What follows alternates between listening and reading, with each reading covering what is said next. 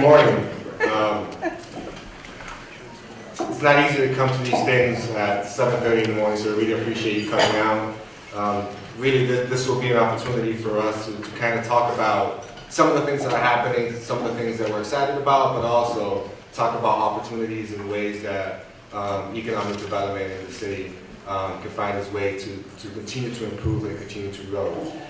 So again, welcome to City at Work conversation with Mayor Rivera about economic development. We hope to have a robust conversation about economic development here in the city. My name is April Vargas, and I'm the Business and Economic Development Director for the city. Today we'll speak broadly about what we see in terms of business dynamics. We will answer questions like, what does it look like, how are we doing, where are we compared to prior years, and what does the future look like?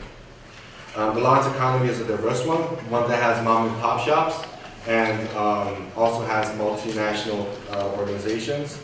The city has a strong service sector, healthcare sector, and manufacturing sector. Our real estate offerings are just as diverse, offering historic mills that have been transformed to meet the needs of various tenancy. And we also have an industrial park that serves the needs of 21st century manufacturing. We have immigrant entrepreneurs that have come here for the American dream and have opened up real estate companies, grocery stores, and restaurants.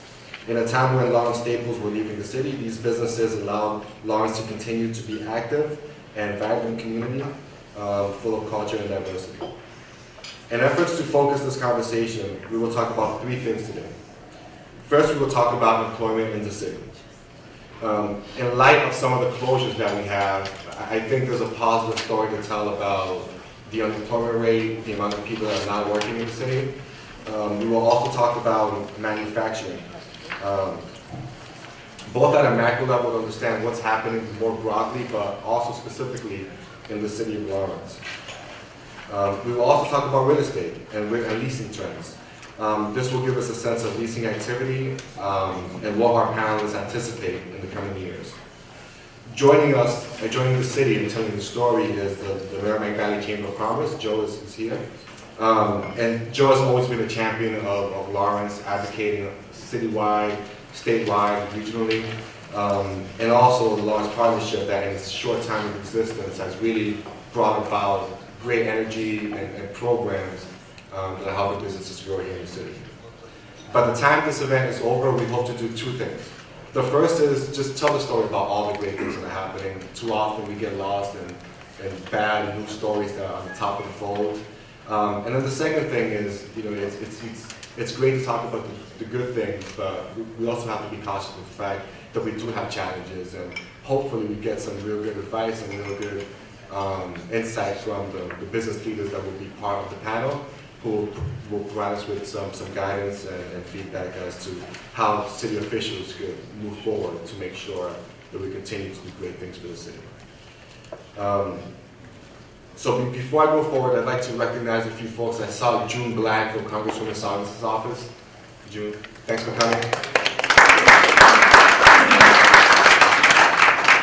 I also saw Joe Thibodeau from Senator Latania's office. Joe? And these are folks that are always here to provide us with support. Congresswoman Saunders is a big deal. She's always out here providing us with the help and support and the guidance that we need. And the same with Mark Battalion, who does amazing work for us, securing funding at the state level. Did I miss anyone? So without further ado, I'd like to introduce our mayor, and the mayor will be providing us with a sense of what has been happening and what he anticipates and sees that we'll be doing in the future. So thank you.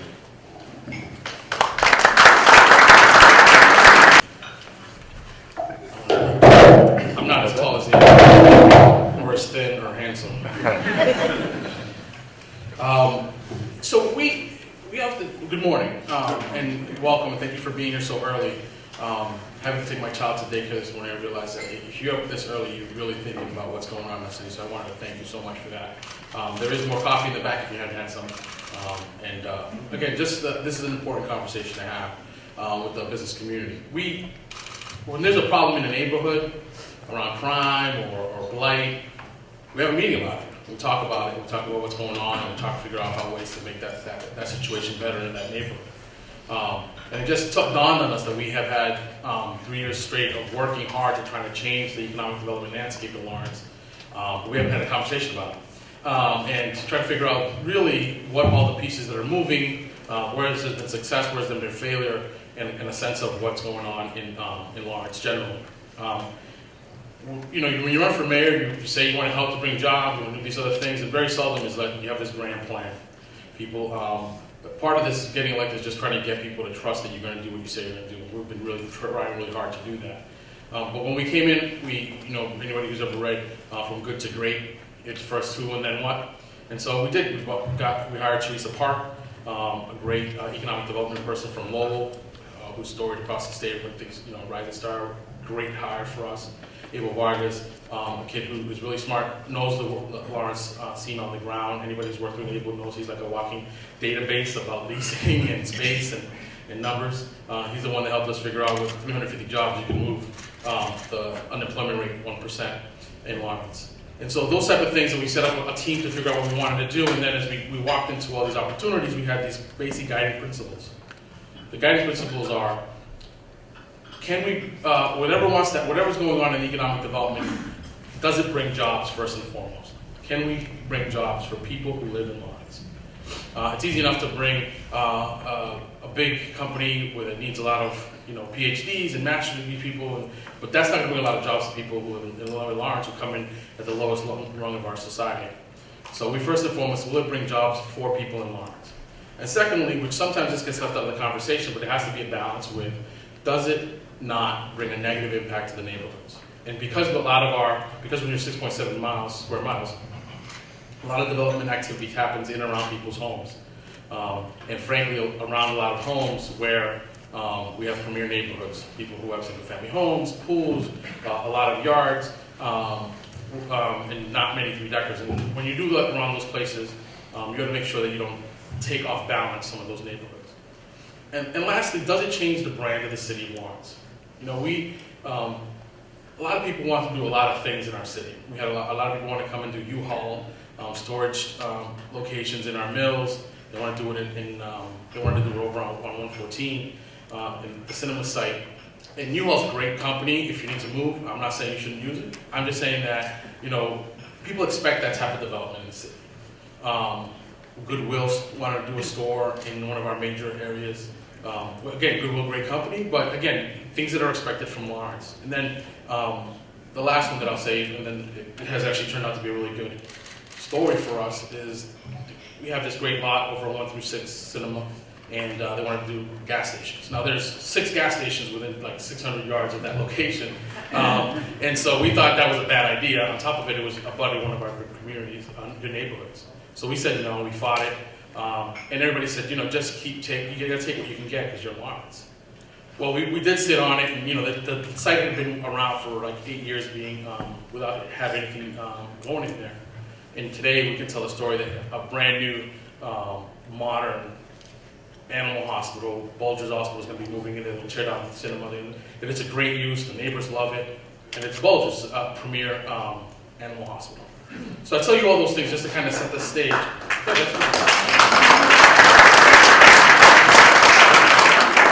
That's the first time I got something good from saying no, right? It felt really negative, like, oh my God, we said no. I do feel compelled to tell you that, over the past few years, the administration has been hard at work to reduce crime. I said at the chamber breakfast, and those of you who were at the chamber breakfast, it's kind of a little bit of a repeat, but just this year, crime is down 13.1%. But year over year, since the day we got in here, crime is actually down 30%. And that's a really good number, but there is a sense of unease, and part of it is the amount of drug activity that we have in our society today around the opioids and heroin. And it's just it becomes strange crimes and strange victims of crime. And so that has created a serious unease. So I know the police chief, Jimmy Fitzpatrick, and I, we take this very seriously, and we know that although the numbers are going down, the incidences of crime are definitely going down, but the sense that people will feel safe is really the goal. And so we know we won't be done fighting that until people know that we feel safe. And we've been adding police officers to that end. At the end of this summer, we'll probably be up 22 new police officers in the past 3 years. And that's still going to be short 20 of the high when John Romero was up. When John Romero was chief, he had 20 more police officers than we'll have in June. And so having police officers does make a difference. I know we can't arrest our way out of these problems, but it sure does help that when you call, somebody can come and be there attentively. A couple of things that Ava wanted me to make sure I highlighted. The unemployment rate is the highest that we've seen in 17 years. It's 4.9%. The lowest. The lowest. Yeah. Sorry. Lowest. He did write lowest. I would say that again. The unemployment rate is the lowest we've seen in 17 years. At 4.9%. We have had $200 million in the last 3 years of investment in the city. Through we count that through the number of permits that are pulled, and that's $10 million more than the previous 8 years combined. We have great companies coming into our city. Asahi, you'll hear from them later today. 200,000 square feet building was empty when we first got here. Hafner's got bought out by Energy North. They consolidated. They're bringing their headquarters over from Tewksbury to Lawrence. They're investing $3 million in their facility, bringing about 40 new employees. We've had other types of job growth. Call centers, those of you that, like me, who owe student loans. There's a call center at the Everett Mill that's growing. There's a deal there that's going to bring 100 and some odd jobs to the city, and those are good jobs. As long as you pick up the phone and tell people to pay their bills, you can get that job. And so, again, it's jobs for people that are working, and that's not to mention you hear from her later on. 99 Degrees, the work in bringing textiles back to the city of Lawrence in a real way. So there is all this great undercurrent that's going on, and I just want to make sure that we don't get distracted from what's above the fold, because when that happens, again, like I said, in the neighborhood, we talk about what's going on in the actual newspaper, because there's some good stuff happening. I guess people will say, well, Mark's talking about housing. We have a lot of housing going on in the city. I think there'll probably be nearly 1,000 new families bringing foot traffic to downtown, with about 500, 600 units that'll be up and running by the end of 2018. We've done a bunch of these small business grants. It's not all just big companies, it's also small business stuff too. Small business grants helping retail stores better lay out their stores, so that it's not just like a wall of products in the window you can't see in. There's a desk and chairs around a proper setup. And we've done a bunch of $2,000 grants to people to help them figure that piece out. And it goes without saying too that we've worked a lot to do the infrastructure work for some of these communities, which is another way we help small businesses. We create this infrastructure so that people can get to where they're going and they can get there safely, along with the public safety piece. And the work that's being done here on Merrimack Street to support the work of the Napoli Company. That was a Master's grant, a huge Master's grant, 4,600 jobs here. And again, that's good for the Lawrence economy. Park and Lawrence Street, if you people who are part of the Merrimack Valley, the Greater Lawrence Family Health Center, if you go down to the Park in Lawrence, they have a facility down there. And that intersection is the most traveled intersection in the city of Lawrence by the people who live in Lawrence. And we just spent, I think, $1.8 million to fix that intersection. It hadn't been touched in a long time. La Fruteria Market's another place where a lot of people buy fruit and meats and stuff like that here in the city of Lawrence. If you're from Lawrence, you go to these places, and it is a mess. It looks like, Beirut. But we're doing a partnership with the owner to repave that place, to make it look beautiful, to make it easier for people to get in and out. I mean, it's really so bad that we have a problem there with drug and so people coming from out of state using that for various reasons. So we're moving to fix that. So it's all this infrastructure to help small businesses, to help large businesses do the best we can. And I told you the story about the showcase, but I also tell you the story about Tombarello. Everybody familiar with the Tombarello site? It's about 14 acres off of 495. If you drive by it, it's a big empty space. It's north of Commonwealth Motors. And it's been vacant for a generation. And the city has had the ability to take it for about that same amount of time. And for the first time, it is in the hands of the city, which is for developers who understand this, is one owner. We've done all of the assessment that we can do to date, and we feel like we really know what's there. And I think I said the other day that, it used to be a dream about what you could, but I think today we can honestly say that by 2018, that'll be a ready to develop lot. We're going to do some cleanup with the help of the EPA, DEP. And again, these are things that are happening kind of every day in a city. That, when you read about a Polytech leaving, you think, wow, that's sad. And it is, because it probably impacted about 150 families in the city of Lawrence, 300 workers generally. And it's Malden Mills, right? And so you think you'd want to keep that story alive. But I kept saying to the guys, I think if you asked somebody in textiles, when those people first started to move to Tennessee and to North Carolina and to Mexico, do you think there'd be still a Malden Mills type business in Lawrence in 2016? I'm pretty sure there would have been concerted efforts. Probably not. But government did all they could to try to keep it, and then market forces just did what they did. And you hear a little bit about what the fallout of that's been. But while that's happening, that's kind of a big elephant in the room. All these other things, great things, are happening on the ground, and it's the stuff that every day, April gets a call. So and so is expanding. So and so is adding 40 jobs. And again, when you think about 350 jobs changes the unemployment rate 1%. 40 jobs is not a small amount. It's a significant number of jobs.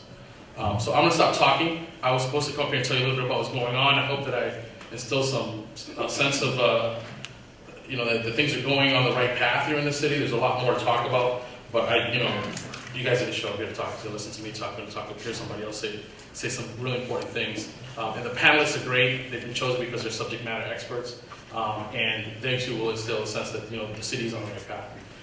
Thanks for that.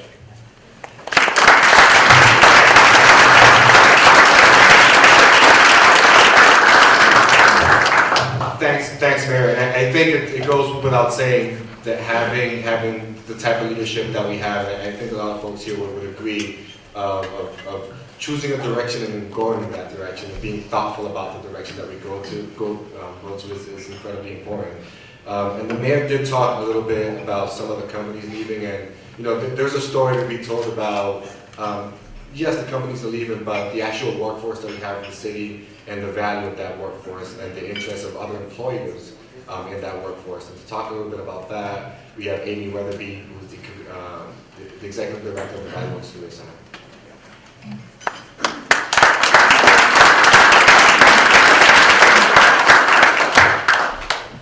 I affectionately am called the doom and gloom speaker. I get to give you a little context for the panelists that follow. So let me begin, and I apologize, I am a reader. My name is Amy Weatherby, and I'm the Executive Director of the Valley Works Career Center. We're the one-stop career center for the Merrimack Valley, all 15 cities and towns, but our primary location is here in Lawrence with a satellite in Haverhill. Our mission is to build and promote the workforce potential of the talent in our region and to match it with the business growth and economic prosperity goals. Simply put, we have two customers. We have the business customer and the job seeker customer, and it's our job to match these two together in a very successful way. We do this by simple support for businesses as well as more complex activities, connecting you with grants and our business service reps who do everything they can to assess your business needs, but then match you with a talent pool that we help cultivate. On average, we place about 7,300 people a year, and we serve about 10,000.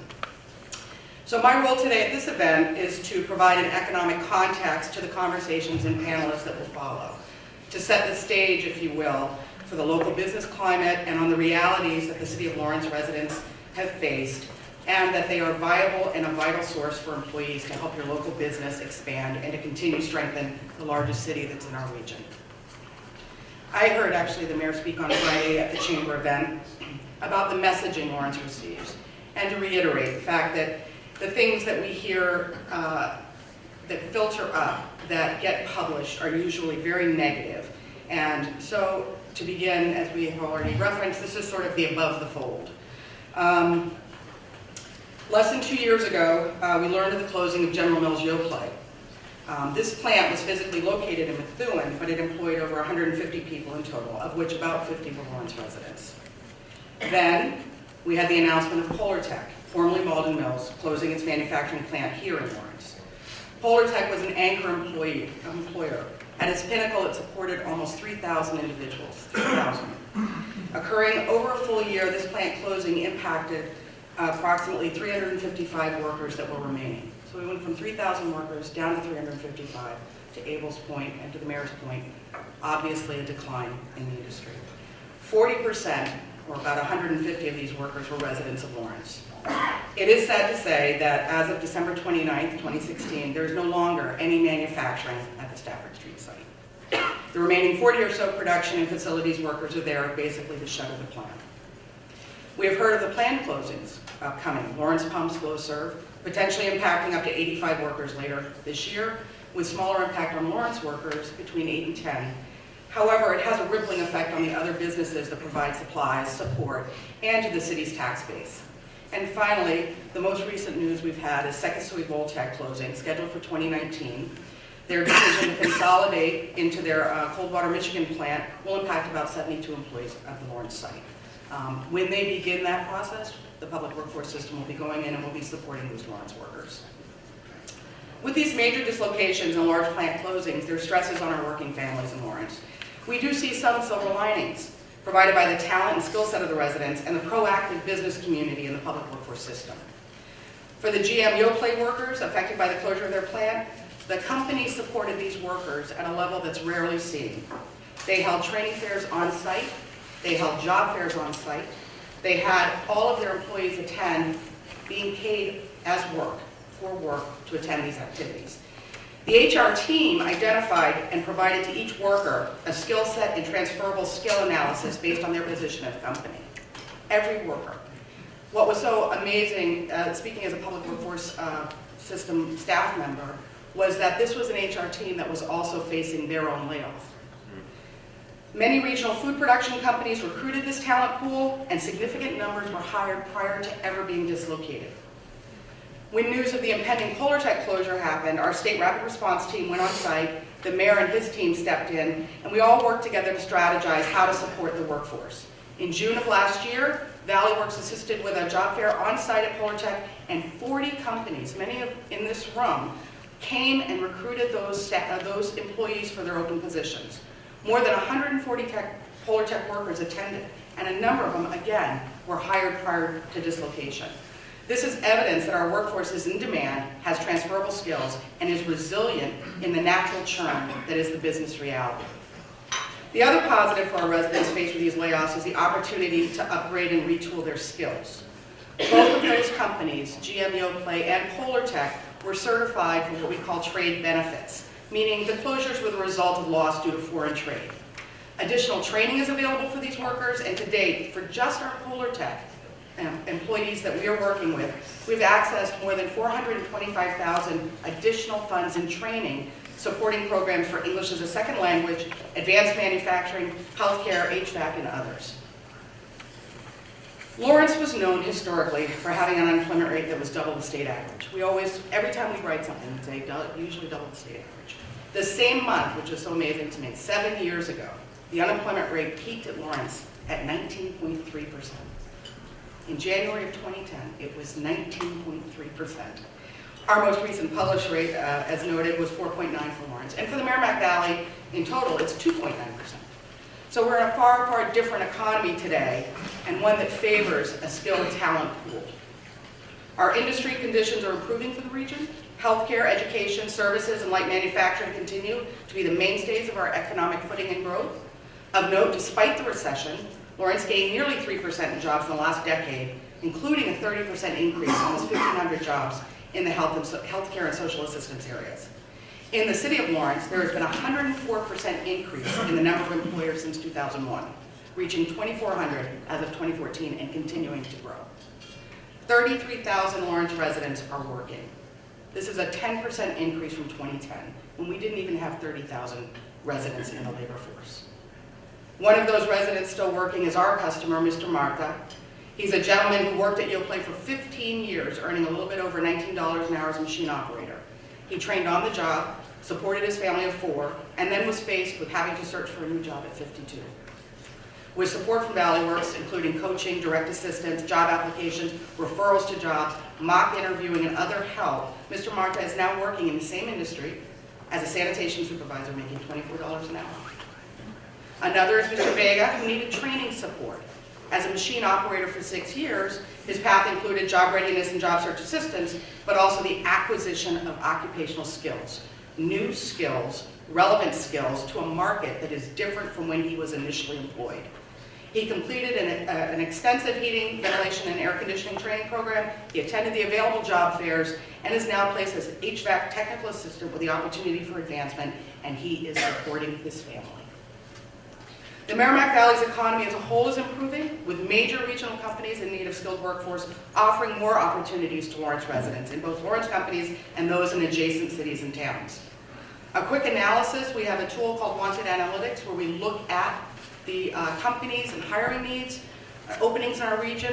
We see more than 890, as a snapshot on Sunday, 890 companies that are now competing for talent. 4,800 plus job openings in the Merrimack Valley. One of the most requested skills identified in these openings, second only to quality assurance, is bilingual ability. This data, this identified need, focuses all our partners, who you'll hear with today, on what we need to do to cultivate the talent pool that resides here in the city of Lawrence. As we move forward, our shared vision is a vibrant city, a strong business community, and a resilient, well-trained workforce of Lawrence residents who choose to both live and work in the city. There's been an increase in opportunities for our residents to access education and training, critical education and training. The strengthening of our public school system is showing impact. Efforts to increase the availability of English language acquisition programs are well underway. And over the past 3 years, there's been a growth in the sector-based training opportunities, with the Merrimack Valley Workforce Investment Board, one of our partners, taking a lead in bringing increased advanced manufacturing training, environmental remediation training, and skills training in the construction area to our community. Our residents are accessing healthcare training and finding excellent positions in the major healthcare providers in our city, a growing industry with consistent hiring needs that values a bilingual worker. And in the near future, I myself know of at least 4 new efforts driven by business demand with curriculum informed by business themselves for healthcare training and certified nurse assistant, a quality technician training and a mechatronics training focused on our manufacturing partners, and a paraprofessional training to support our limited English residents who can work and support the education employers, another major employer, the public school system. In closing, I really want to say our city faced just an almost incapacitating unemployment rate that we discussed, 19.3%. That is such a startling number. But also, what's not talked about is the month after month after month where that rate sat in the teens. It's stagnant, just stagnated in the teens. Yet, here we are, rallying around residents who may have lost their jobs or will be losing their jobs to plant closures, yet confident with some education or credential attainment, reemployment at a comparable wage is likely. We are here speaking to local businesses that are stable and growing in our community, businesses that recognize the talent of our residents and the value of a bilingual workforce. We are here at a time when we are seeing a resurgence in manufacturing and innovation, the continued strength of our healthcare industry, and there are partnerships being formed amongst businesses, training providers, schools, community colleges, the public workforce system, to ensure and support a pipeline of talent from high school and well beyond, to provide the education and skills needed to continue the expansion of these businesses and the economy in the vibrant city of Lawrence. We are all here to continue to work and support the city of Lawrence and its residents.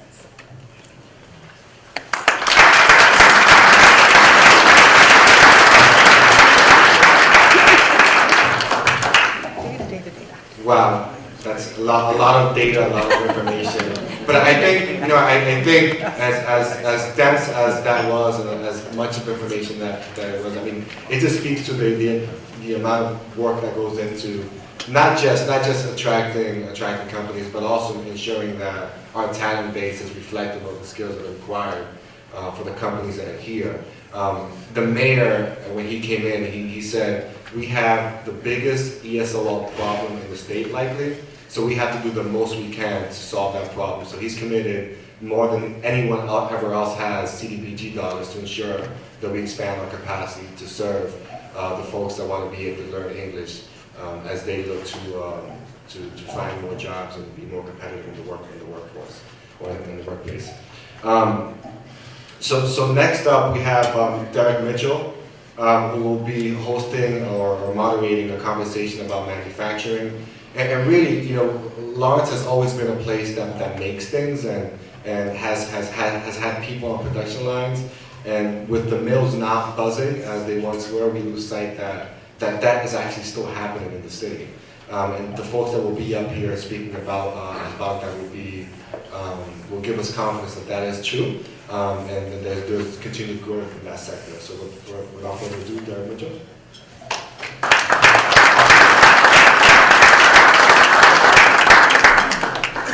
Thanks, and thanks for everybody for being here.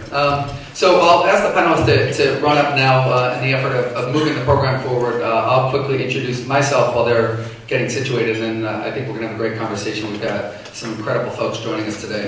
So my name is Derek Mitchell. I run a group called the Lawrence Partnership. It's a pretty innovative group of business, civic, and public system leaders working together to spur economic development.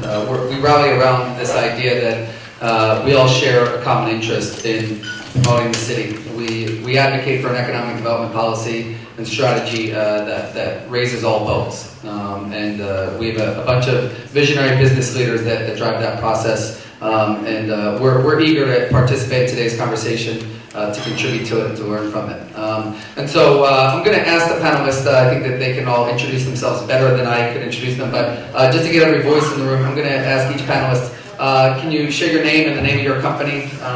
The scale, by definition of jobs and capacity inside your company, how long you've been here and what you make. So just very quickly, rapid fire, and then we'll get into some of the substance of what you guys see on the ground. You want to start, Bob? My name is Bob Markowski, and I work for a company called Charm Sciences Incorporated, and we manufacture food safety diagnostic test kits.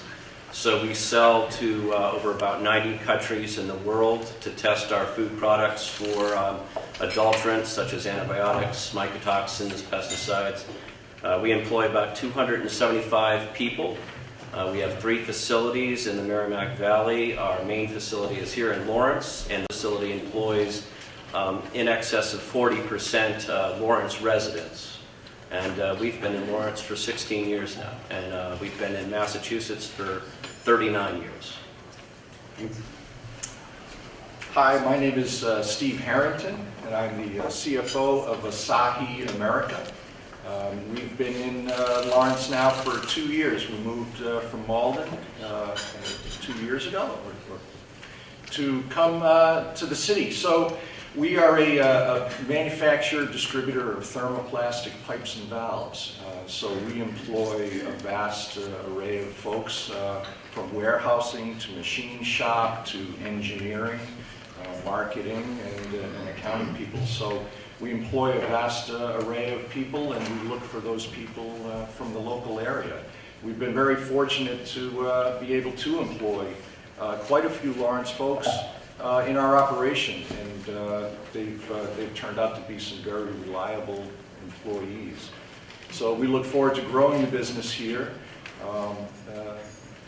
So that's it. Jonathan Isaacson from the GEM Group. We have about 360 or 70 employees here in Lawrence. We make promotional products. We've been here just about 20 years. Brenna Schneider from 99 Degrees.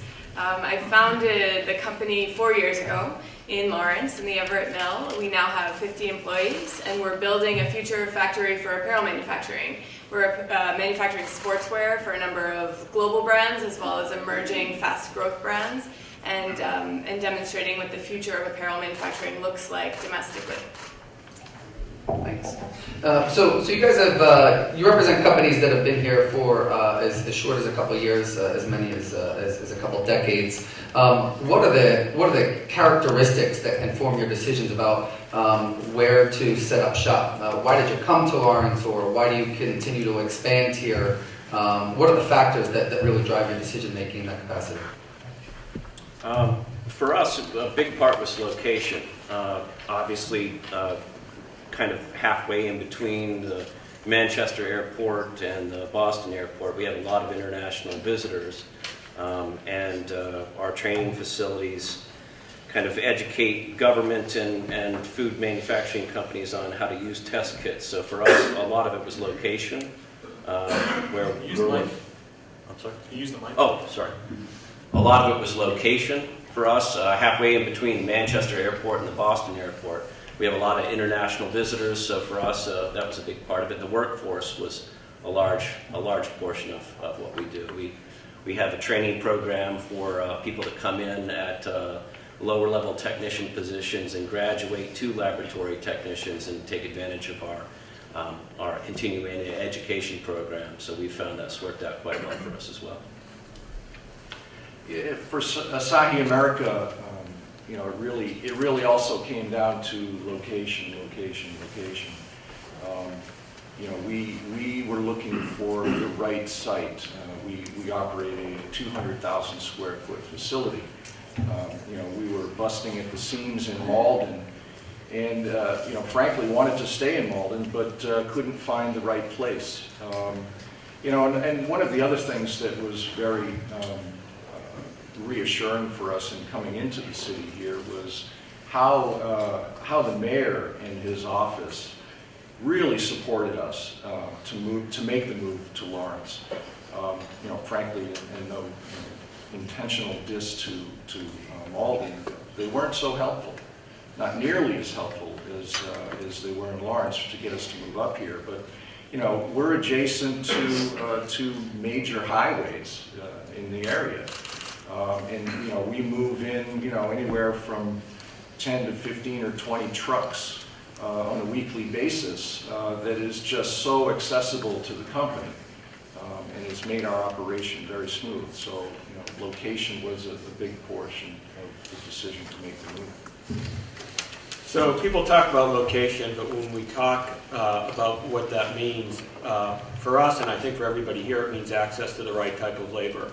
And it's remarkable the amount of different types of labor, from very high skilled to entry-level people who really want to work, who came here looking for opportunity, and if you give them that opportunity, they perform at a really, really high level.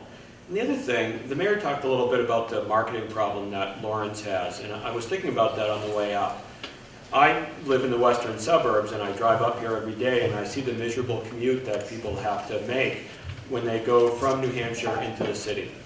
I had the chance to ask the governor about the transportation program for the state, and the reality is that the state can't do anything to really fix the transportation problem that we have as a state. And if you drive around the 128 belt, it is absolute gridlock in the morning and in the evening.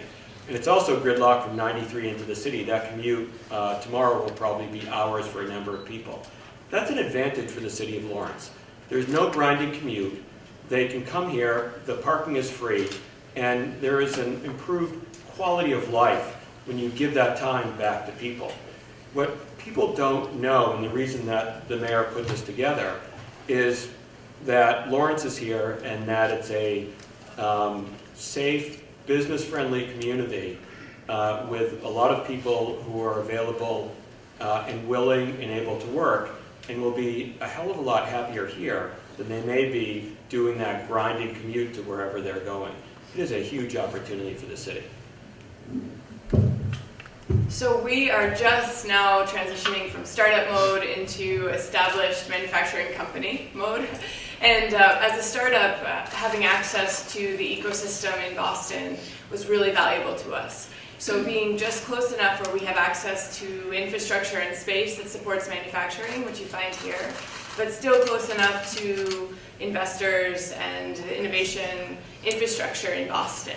So having that proximity, but then the benefits of a space that a manufacturing company can grow flexibly in. So for example, we started in 1,000 square feet, expanded into 5,000 square feet, then grew into 10,000 square feet, and we'll be doubling next year, all in the same mill.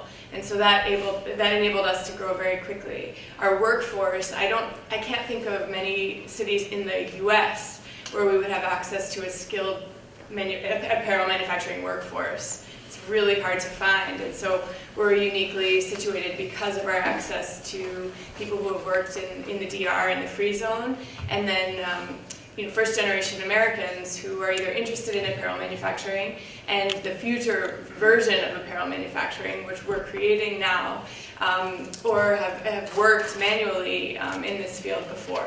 So we're very fortunate to be here.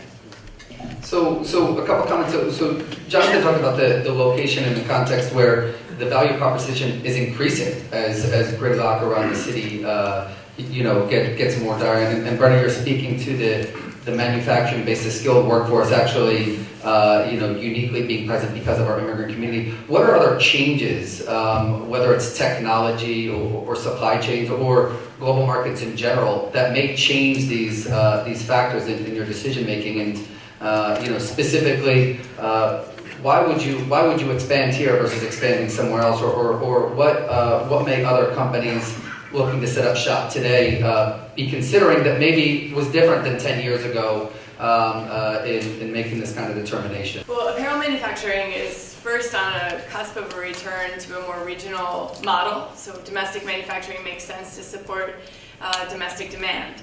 And so with that comes the opportunity and investment in semi-automation and automation.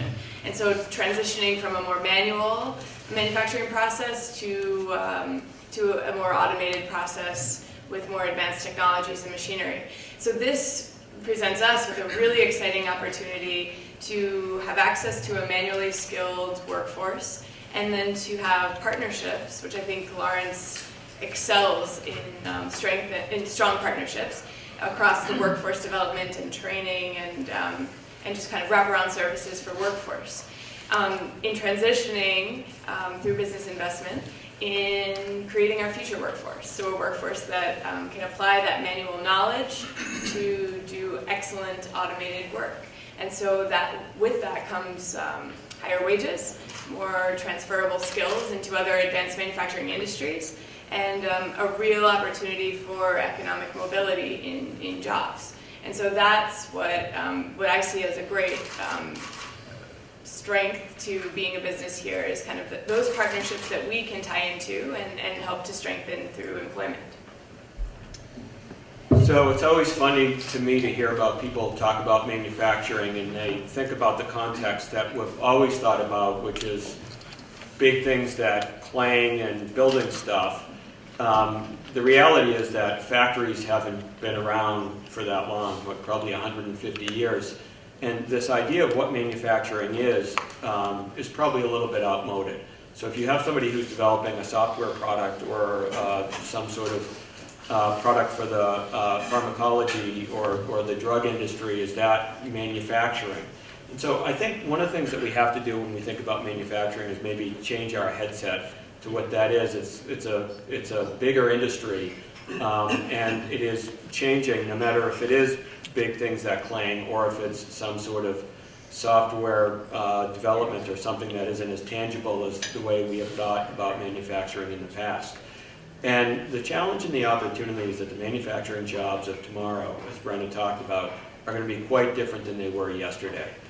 And the opportunity is that in this city we have a lot of people who want to learn, but it's going to be incumbent upon us as the leaders of the industry, whether we're with the government or the private sector, to provide the training and the opportunity for people to be able to exist and to thrive in the world that's going to be tomorrow. Because no matter how much we complain about it or worry about it, the world is not going to step back to what it was before. So the only thing that we can do from here is to plan for the future and make sure that we're developing both the workforce and the leaders that are going to be able to perform in the industry that is inevitably coming. Yeah, to follow on that and reiterate the point, you talk about manufacturing and clanking machines, whatever you want to call it, however we're putting things together. The world today is looking for it faster and cheaper. And however it is that we make that happen, it's people. And it's people that have to make that happen. So we have to, our jobs as business leaders and manufacturers is to provide the opportunity for people where they can be employed to make all that happen. And so the other side of it is just making sure for the city to make sure that there's a labor pool available to do what those businesses need. We do a lot of work to have discussions about what it is, what kind of labor pools we're looking for. And it's that work that we need to continue, that the city can take then and work with their people to do the training that's necessary for the businesses. So I think we're in the right direction, moving in the right direction, and it's just to continue to move in that direction. I would say the same thing. I mean, when we talk about manufacturing, you don't think of the diagnostic test kit manufacturer as putting out a lot of product, but we're talking about tens of millions of tests in a yearly period. That's a lot of manufacturing that goes on, and our company is fortunate in the sense that we're vertically integrated. So our automation all comes from within. So we have a variety of personnel that work for us, all the way from engineers to software, firmware designers. We design our own equipment that we sell. And we've been fortunate in this area. We've been in this area for 16 years. So I've seen families come in. I've been with Charm Sciences for 28 years now, and I've seen families that have started off in Lawrence that have brought their children in as they've graduated from high school, and they've worked summer jobs at Charm Sciences, and then they've gone on to college and they've taken an interest in what they've learned on the job to develop their careers in biology or microbiology, and then they've come back during college for intern programs during the summer, and then when they've graduated, they've gone on to get full-time jobs with us. So for us, the labor pool has been a real big advantage for us. And in going to automation, we actually do not displace employment. We actually encourage those employees to take other jobs within the company, so we don't actually reduce the labor force, but actually grow it. So. Those are compelling stories. So I do want to keep a couple minutes for folks from the audience to be able to throw some questions at us. But before I kind of give the mic out to you guys, while we have this room, and again I want to frame today as a conversation that's certainly ongoing, and what advice might you have? Again, you've got elected officials in the room, but you've also got business leaders, you've got folks from various sectors. I think we're all committed to ensuring that Lawrence is successful moving forward. What advice do you have? I mean, I heard so many consistent threads as to making sure that the workforce is here, making sure that our leaders are given the opportunity to develop and be competitive, moving forward. What advice do you have for all of us, business leaders, elected officials alike? What steps should we be taking before I throw it out to the audience? Infrastructure, I would think. For us, I mean, obviously it's the age of the internet, and data communication for us is key. We basically expanded. We've got 3 facilities in the Merrimack Valley, and each of which are connected via internet pipelines, and some effort into basically upgrading the infrastructure in terms of data transfer. I think is something that going forward needs to be held in mind. So. Great. Yeah, reiterate the infrastructure question. We moved here 2 years ago, and about 90% of our workforce moved with us. And the 10% that didn't was the 10% that didn't have transportation.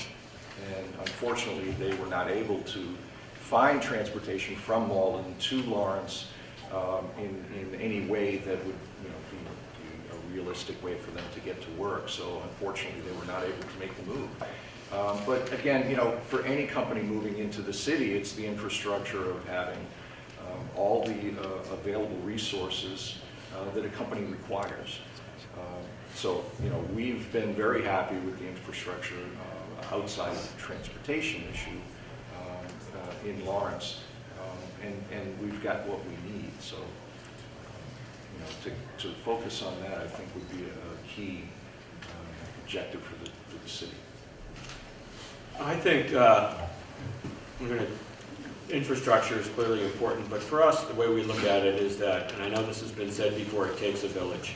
So if we're going to change things here, it's really about everybody working together. So you don't think about the school system, including the high schools and the vocational schools, and all the nonprofits, the community, and the city, and the state, coming together to work together to solve the problem. And if that doesn't happen, then it's not going to work. There's a lot of people here trying to solve similar problems. It's about getting everybody aligned on the steps, the tangible steps that need to be taken to get the problem solved. And these problems can be solved. The great thing about Lawrence is that you have a really, really motivated workforce here. And what isn't available here is available nearby. And the city's going to get built because there's business being conducted here. Business is always the basic building block for building any city, any country, really. And everything is here that we need to be able to build. It's just about getting together as a village and putting all the pieces in place to move forward. I would say ecosystem. When I think about the fact that we have very different businesses, but very similar needs as advanced manufacturing companies. And so figuring out how to position the city for continued advanced manufacturing growth, and what are those basic building blocks that we all rely on to support growth, whether it be infrastructure, workforce, partnerships, financing, all the things that really can help advance manufacturing. I think it's a really exciting time to be working in manufacturing. And I don't know if I would have said that 5 years ago, 4 years ago when I started the business, yes, but maybe not 5 years ago. And so I think that a lot is changing. And so to create a place where we can enable manufacturing to thrive and therefore create next generation jobs and therefore innovate next generation technologies, that ecosystem is critical. Great. Thank you. So you got a wealth of experience up here. Any quick questions from the crowd? People want to throw at them? Going once? Going twice? All right. Thank you guys. And really today is the ongoing conversation about how do we work together as a village, as Jonathan succinctly put it. So we look forward to working with everybody to take some of you guys up on some of these ideas and work as a community to implement them. Thanks very much. And Thanks, Derek, and the great work the partnership is doing. Just a round of applause for Derek. Great job in the work the partnership is doing. I got to figure out a way to, I interlope, usually able to do the transitions, but I feel like I should say something. I wish I could, I want to spend more time with Brenna. That energy is the type of energy we need when we're having these conversations, but it's so dry. I just thought we when the Fed is talking, they're all really serious and just see, it's kind of like the business community wants that. But I feel like this is a different type of conversation, so I think that the energy about these conversations needs to just be a little bit more upbeat. But, did anybody drink milk today? Serious? Nobody drank milk today? Right. Anyhow, there's an 85% chance that the milk you drank today, and probably maybe it's a little less than that, but I'm going to say 85% chance that the milk you had today was tested by a test kit from Charm Sciences here in Lawrence. 97%. A 97% chance that your milk was tested by Charm Sciences today. That's Lawrence manufacturing. So Amy talked about what the workforce looks like, what the challenges were, how they deal with the workforce challenges, and I think what you heard today is that workforce, the work looks different than it's done in a long time. This gentleman Friedman from the New York Times has a new book out. Thank you for being late, and I haven't looked at this book yet. It's really new, but he said this really cool thing that I think is really for everyone to understand that if you want a lifetime job, you have to be a lifelong learner. And the way that I translated that to the kids in the high school is, when Facebook came out, you became a Facebook expert. And then what happened? When Twitter came out, you became a Twitter expert. And then what happened? When Snapchat came out, and then became a Snapchat. And some of you, this means nothing to you, but the progression of applications and becoming an expert in those applications is really the way of the future. That as things change, and they're going to change abruptly, we have to be able to train people in that way. So thank you for setting that up, and thank you to the manufacturers showing what they're doing. Next up, we have Joe Bevilacqua, and he's going to come up and talk with a group of people about real estate. Joe and the Chamber always doing a great job connecting businesses in the Valley together with making sure that business in Lawrence is growing. But before I give it to him, Kate Marche from the Senator Markey's office is with us. I just want to point her out. Senator Markey's office with us. Round of applause for her. Thank you. Good morning. Would my panelists come to the head table? We're going to talk about real estate opportunities in the city of Lawrence. And we're going to talk about the opportunities to bring new tenants and new businesses here. And I just want to give you a quick introduction about what I experienced years ago working with a guy named Sal Napoli. We stood at, you've heard this story before, many of you. We stood with our back to a wall way up there on the other side of the restaurant and looked all the way that way and saw nothing but dust. Today, working with the mayor, city administration, state, federal officials, Jerry Lynn's going to tell you more about this project. But it just goes to show you the opportunity that can happen here.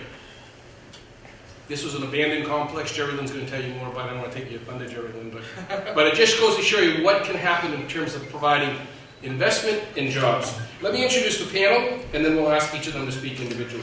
Let me just introduce who they are first. Gary Seidel, the owner of Bell Tower Management. Gary, welcome. Jerry Lynn Darcy, VP, Real Estate Napoli Companies. David Gilkey, SVP, Senior Vice President, NAI Hunneman. And Abel Vargas, the City of Lawrence's Business and Economic Development Director.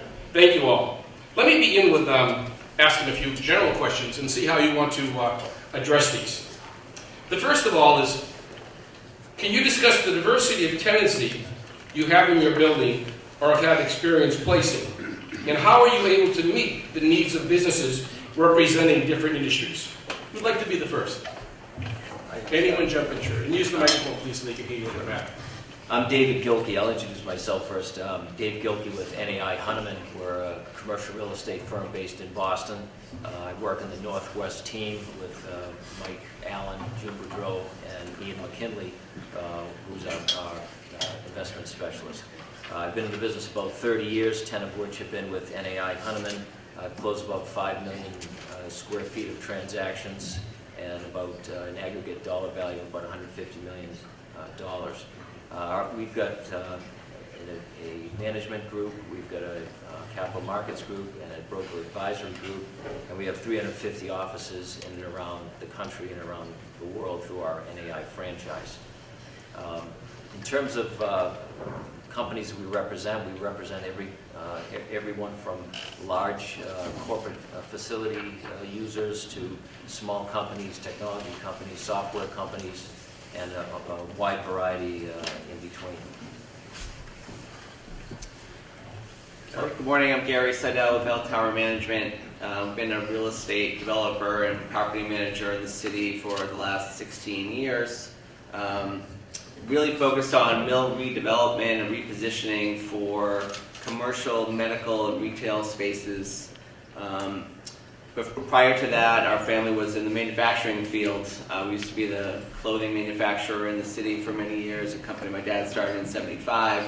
So before we get into the real estate, I just got to point out how exciting it is to see manufacturing coming back in new ways. And we kind of see filling up these mills may not be the same types of jobs, but we see it as filling newer, exciting jobs. So our niche has really been focused on small, medium-sized companies that are growing, very creative type of companies, software, consulting firms, engineering, web design, a lot of startups, a lot of artists, creating really exciting, creative spaces, and in medical as well. We've filled up quite a bit of medical space in Lawrence, which is exciting, and we see that continuing to grow.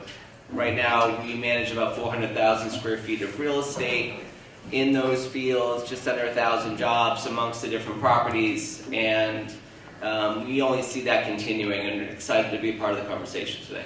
Thank you. Jerry Lynn? So where you are today, Riverwalk is one of our assets. It's our flagship asset. It is 3.6 million square feet here, over 46 acres. We own most of the property in this whole quadrant. And Sal, the founder and CEO of the company, started in 2003 with the purchase of his first asset here, which is this building.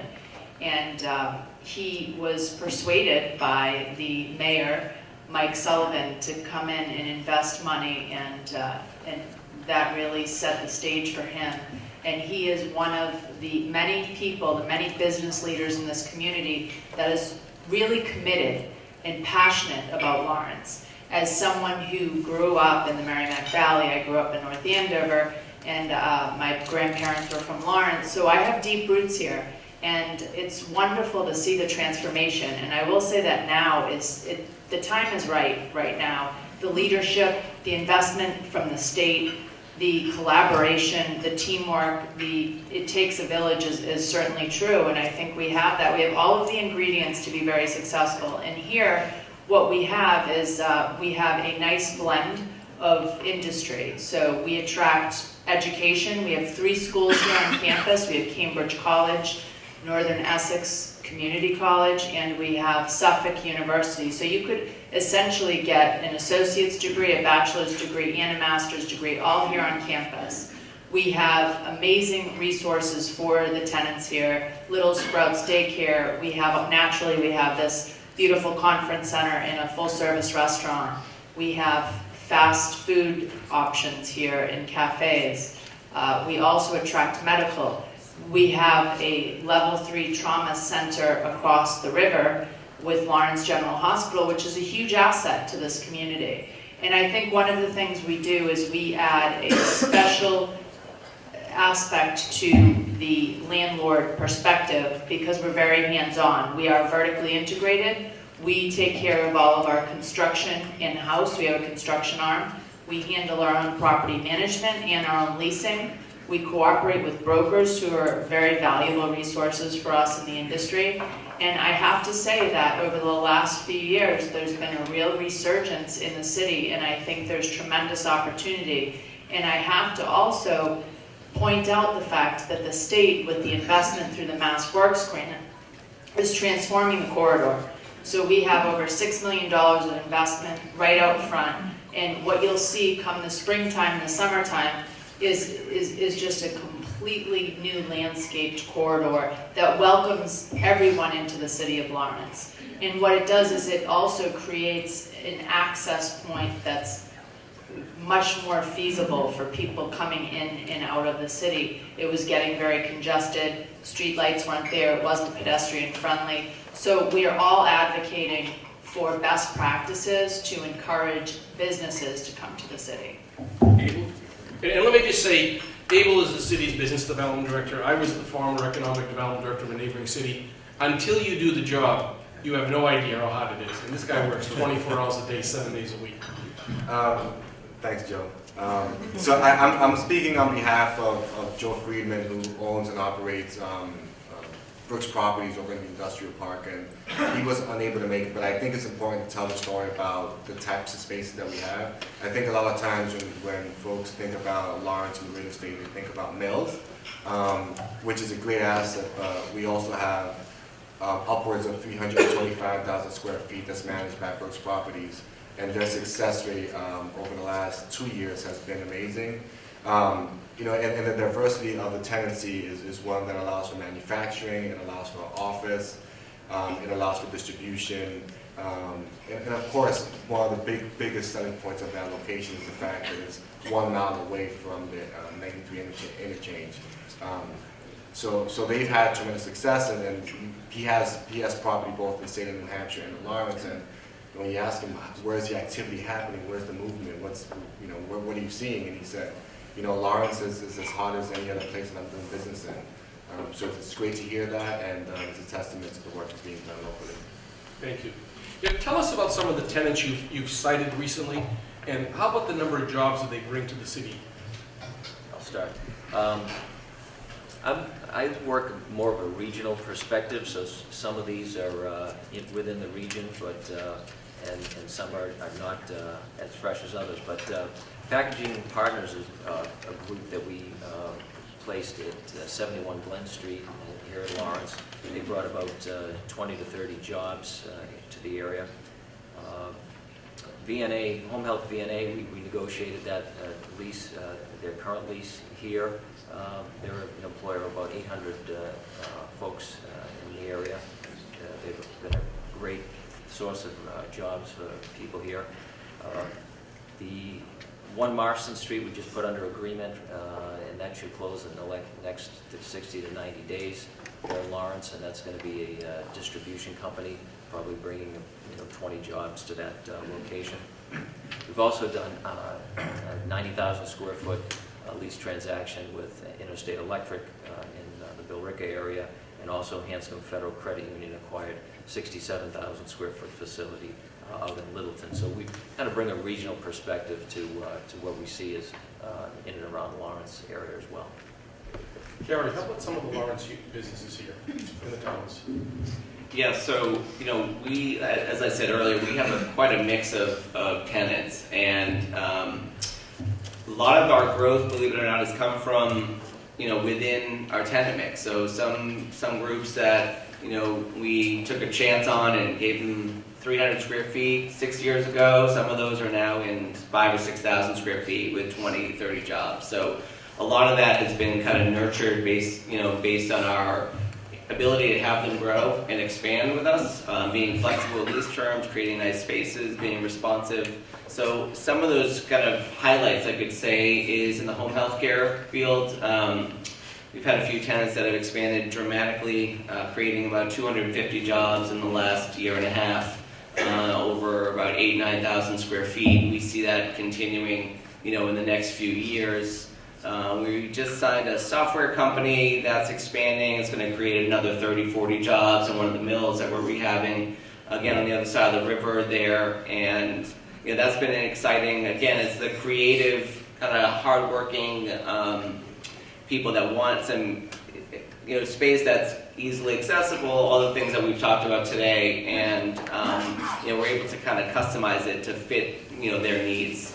We've also seen a lot of expansion on the medical side of things. So there's if you're familiar with Boston Laser, they're expanding their laser eye surgery group across the street at 25 Marston Street, the Marston Medical Center. It also houses Dana-Farber, Tufts Medical Center, Lawrence General Hospital, pharmacy, X-ray and lab. I mean, it's a full 80,000 square foot, completely 100% with all medical and specialists in that building, which 5 years ago wasn't the case. So those have been really exciting, and I think there's even more room for that medical space and healthcare sector to grow. Jerry Lynn, I know you've done some unique things here in the complex, including taking half a building down. Yes, absolutely. One of the things that we did, Sal is very entrepreneurial and very innovative.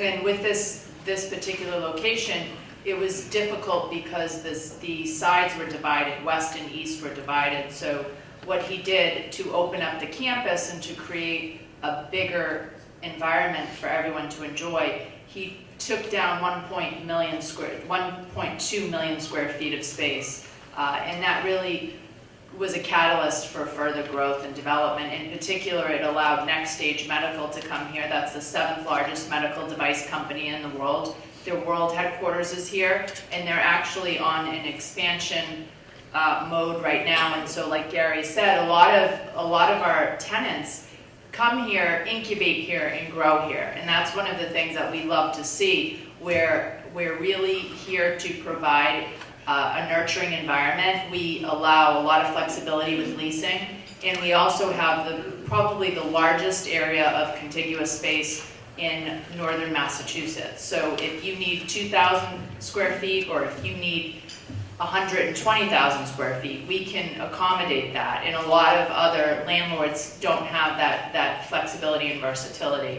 The other thing I would like to say is Selectria Renewables, which is a husband and wife team that started a decade ago with 2,500 square feet, is now an international company, and they have well over 125,000 square feet, and they continue to grow. And that's another example of a company that was here, happy here, and continue to grow, and they take advantage of the workforce here. The other one that I would point out is Cambridge College. Cambridge College committed to open up a northern branch here recently in one of the mill buildings, and they are slated also to expand their facility.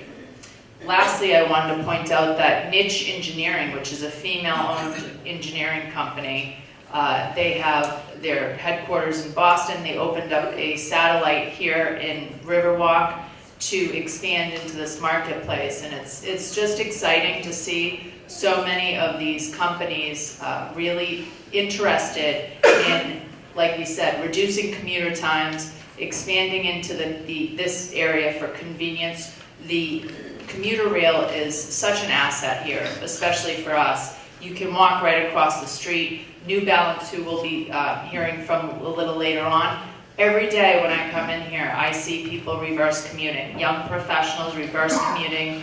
New Balance has 800 employees. I mean, we have so many powerful stories, and they continue to evolve.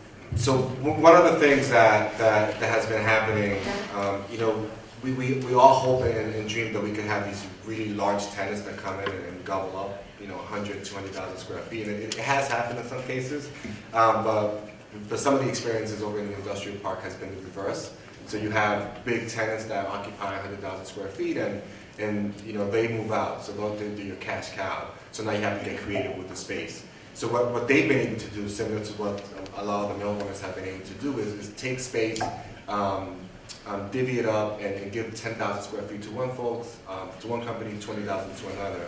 So over the last 2 years, and I'll speak to 2015 and 2016. In 2015, they had 150,000 square feet of transactions, either renew or new, and that was a total of 17 different transactions, 17 different companies.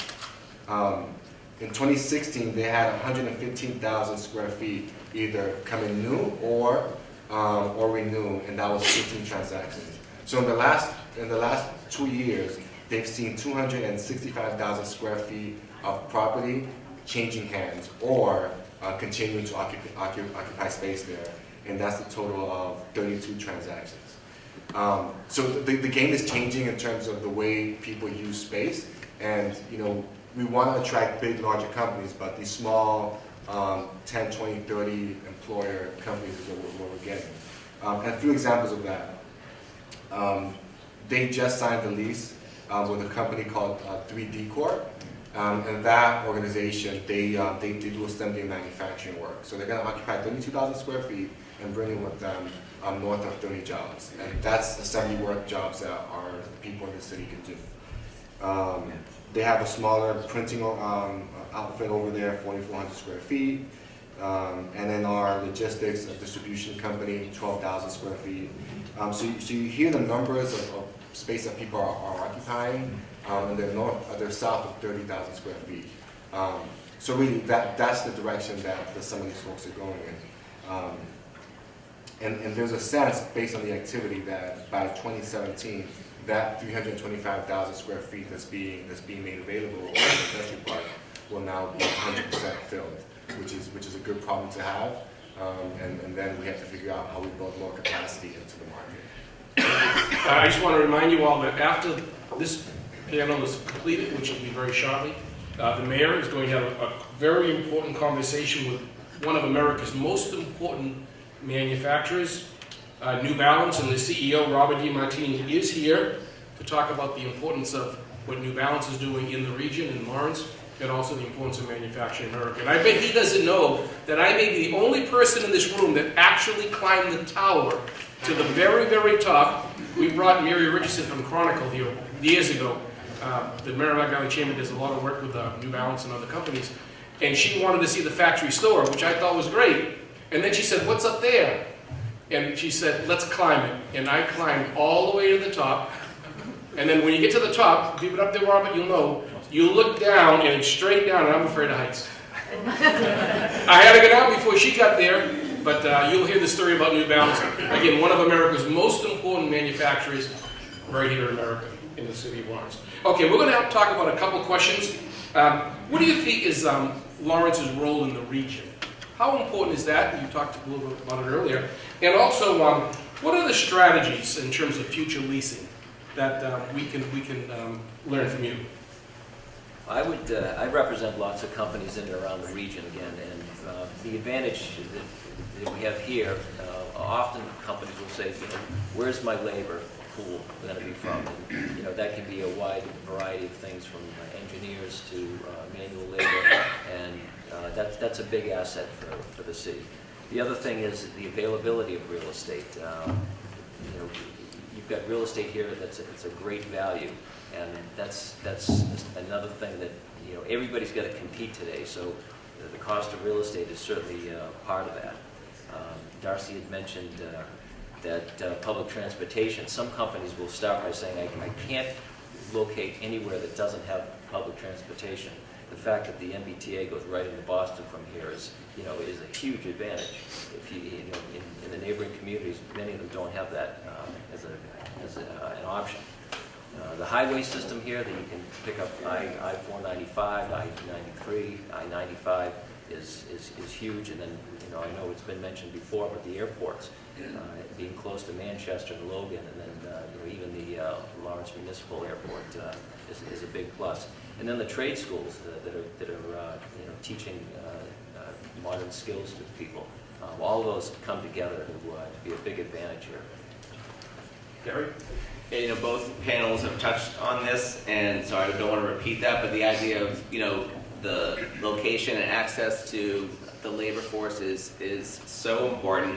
It makes, you know, we find, you know, in Jerry Lynn, in my position, you don't have to sell as much because, you know, we have so much here.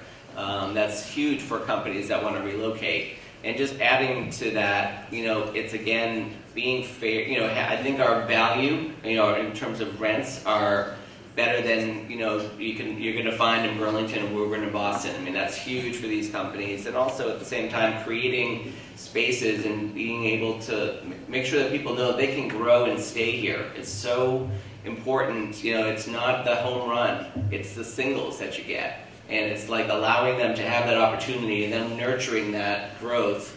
And I think that, you know, people on this panel and several landlords and property owners in the city, you know, are really good at that. And that's going to be, you know, important, you know, in the next 5 or 10 years to make sure that those companies are taken care of and we're providing the amenities and the value that they came here for in the first place. Jerry Lynn? Looking into the future, you know, one of the things that we are watching are the millennials. I think that we have to be progressive and forward-thinking with respect to how we continue to develop this site. And we have endeavored on a track to complete a large master plan for this campus, both sides of the road. And I am one of those people that truly believes you have to have a blueprint for the future. So we're trying to be very thoughtful about, you know, what are the best uses of this property? Where should we move different segments of the industry? So I think developing a master plan, keeping millennials in mind, highlighting the benefits of being near transportation, having a workforce here that's ready and willing to roll up their sleeves and really work hard for your company is very important as well. The other thing is that the city's commitment, as I mentioned earlier, I've never seen such commitment from not only the city, but the state. The current administration, they are really committed to working with gateway cities, and so we can offer a lot of benefits. The other thing here is that we can take advantage of tax incentives, and that trickles down to the organizations and the companies that come in here as tenants. One of the things that we really pride ourselves on is bottom line impact. We can promise an organization, a company, that we will save money for their bottom line, their operating expenses. We're, like Gary said, we're a value. You know, you come up north, instead of paying these astronomical rates in and around Boston, housing is not affordable. Rents are just skyrocketing. How much of that can be absorbed in the economy? I think that Lawrence in the future is going to become more valuable to organizations that have to really be careful and they have to watch their bottom line. So I certainly think that we can offer those benefits in the future, and again, we're just trying to be very thoughtful about the way we build out this property. Abel? Yeah. One of the things that we've seen, or that I've seen, is, you know, you're able to build capacity for organizations that may have that want to grow, right? And you don't always have to be the headquarters of a business.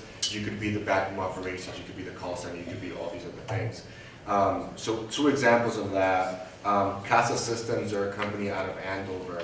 and they work in the IT field, and they were busting at the seams. They occupied some space in the industrial park. So now they're in 20,000 square feet with their some call center operations, and it doesn't have to be a large company per se, but they're coming into the city, occupying space and creating jobs.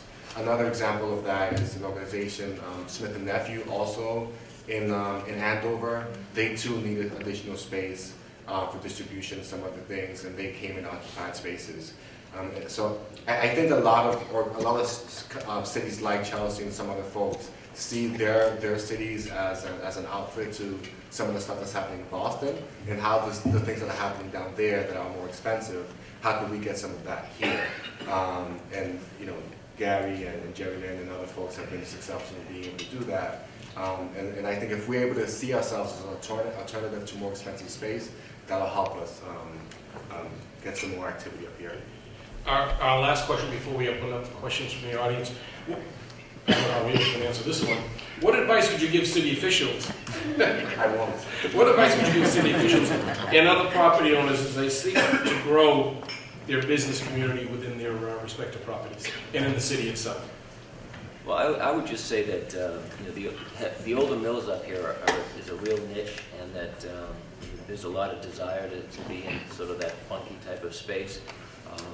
And a lot of what we're seeing in and around the area is live, work, play. That theme of being able to work near where you live and where you want to be entertained. So the availability of restaurants, coffee shops, and that integration of those three things is a big plus. So the more you can nurture that kind of environment and that urban feel, which, you know, there's so many of those components are already here. I think it just strengthens both the ability to attract businesses and increase real estate value. Thank you. Gary? Sure. So, you know, I think from a city perspective and other landlords, I think being responsive to inquiries as they come in. I mean, I think we're all in our own way ambassadors for this city. So when that call comes into Abel's office, he's right on it, and he's responding, and he's making people feel welcome. And I think as landlords continue to do that and make Lawrence, you know, make sure that people understand how inviting this city can be. And one thing that I got to give the mayor credit for, and we do the same thing, and I think it's really important, is really being selective about the types of businesses that you want to attract and bring here.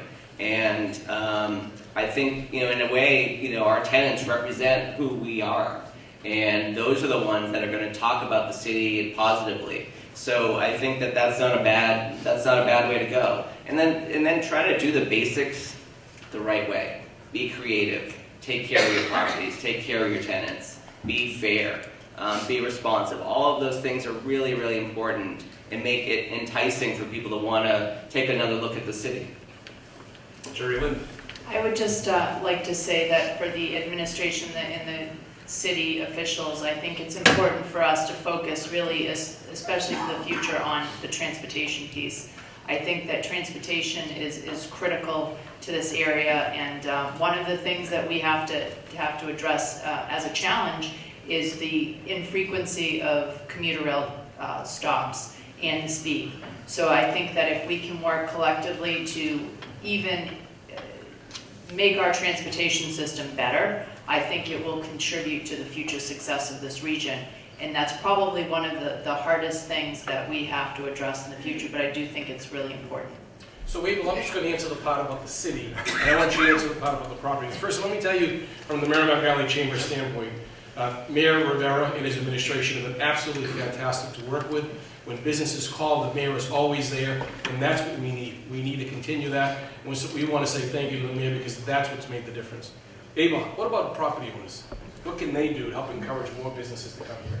Yeah, I think, you know, I think what Gary mentioned earlier is spot on, because it's not always about creating opportunities, but capturing them.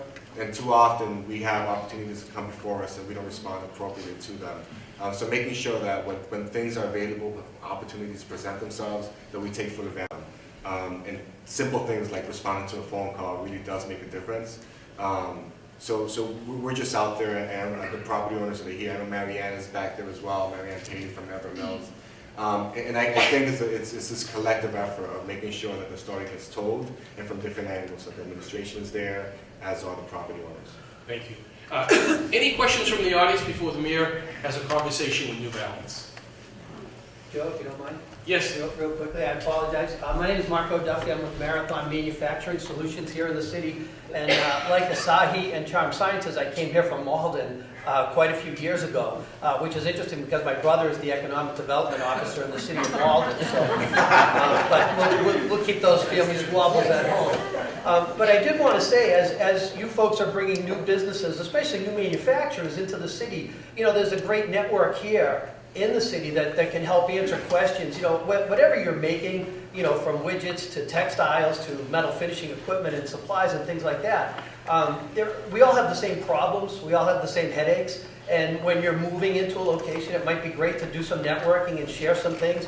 You know, even the fact to tell somebody that's coming in the city, hey, we got a great YMCA here for your employees to, you know, do some collaborating with and things like that. And, you know, when it comes to the manufacturers in the city, the one thing that I would like to say is, I don't know where Derek is, but, you know, we had hashtag $10 a few years ago. Maybe we could have hashtag cut a PO, hashtag let's share some services, hashtag let's do some training. You know, because again, as manufacturers, a lot of us have these same headaches and problems, and the more we can do together, the better off we'd be. So I'd just like to offer that, less as a question and more as a statement. I apologize. Thank you very much. My name's Sebastian. I live here in Lawrence, and I've started a super small company called Roots Compost, the compost pickup service.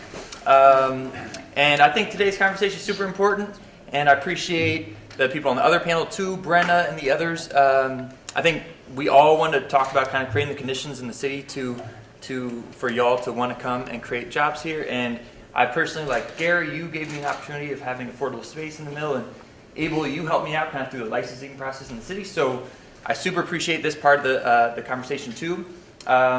I do fear a little bit that, and this isn't just in this city, I'm from originally DC in Silver Spring, and this is a conversation there too. This is all around attracting and retaining outside companies, and it's all about bringing in new things, and I think there's something important to that, but we also have to be really aware of what we have, and I think Brenna is an awesome example of something kind of relatively like grassroots and homegrown, and I think there should be just as much of a conversation about, and I'd love to help spark it with the city, but I know it's already happening maybe like behind, you know, in offices too, but to really be open, like how do we create conditions for more Brennas and really like locally, because we want local ownership too.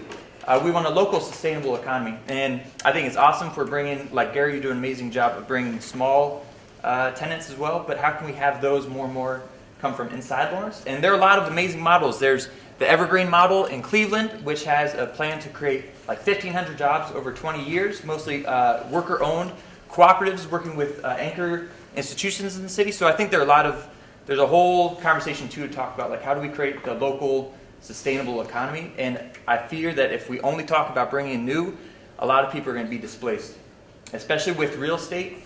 If we only talk about market rate real estate and not about how the city actually has to require mixed income affordable housing, then a lot of people are going to be kicked out as a process. And I think there's a lot of fear. Not a lot of people are talking about it yet, but I think that has to be just as much part of the conversation. Thanks, guys. What you're saying is absolutely true, and there's a lot of raw talent here that just needs to be cultivated. And to that point, I would like to mention the revolving test kitchen, which has recently received a lot of attention. Sal Lapoli and the Lawrence Partnership and Northern Essex Community College have committed to creating this test kitchen, and Coco Ray's is the first pilot there. And I think that's an example of giving local people an opportunity to shine and to build their business. So it's very much in keeping with what you're saying. And I would just say with that, we want to make sure the resources like that pales in comparison to the rest. So if we could, what would it look like if we put the same amount of resources toward that idea of really building out a local economy as much as we are toward attracting and retaining large companies that we've seen in the past? They'll leave. They have left, and that's why we have the problem we have in the first place. So we want to learn from our past history. Let me just say one thing before we bring the mayor and New Balance up. One of the discussions that we had today regarding the workforce is so important to existing people in the city of Lawrence, existing companies, to keep the companies that are here and encourage them to survive and to expand. So that's one of the issues that is ongoing. There's a tremendous amount of opportunities here in the city of Lawrence to help existing individuals grow their companies, expand through the colleges and through the education. It's an excellent point. But I don't want you to walk away thinking that there are no resources and that no effort's been made to help existing individuals. Just, we have one last question in the back. Yeah, hi, I'm Jennifer Hilton. I'm with the Maker Innovation Lab in Florence, and I just want to speak to this part of the conversation that we're having and thank Abel and the mayor and Mass Development and Marianne Paley, who owns the Everett Mills. We are launching a 10,000 square foot Maker Innovation Lab. We just got a $65,000 fit out grant. We've had a $5,000 seed grant. We're going to launch a crowdfunding campaign. And then, you know, people like Marco and Brenna, and there are so many people involved in helping to make this happen. And Sebastian was at one of our first think tank forums about what do we put in the lab between textile and motion capture and wood and innovation and robotics, so that we can help keep and percolate really bright minds that want to step out into your mill spaces and open their own businesses. So if you have any interest about that, I think that the partnership will be putting something in their newsletter, and we'd love to be talking to you all to help us percolate that. And as Sebastian is saying, grow a sustainable and local economy as well. Thank you. Please give the panel a round of applause and we'll introduce Also, to those concerns, and it's funny because we have those concerns about the homegrown economy and stuff like that. When you get two Lawrence kids, one from Tower Hill and one from the Plains, growing up in the community, trust us, we will protect this community and this local economy. This doesn't feel weird at all. I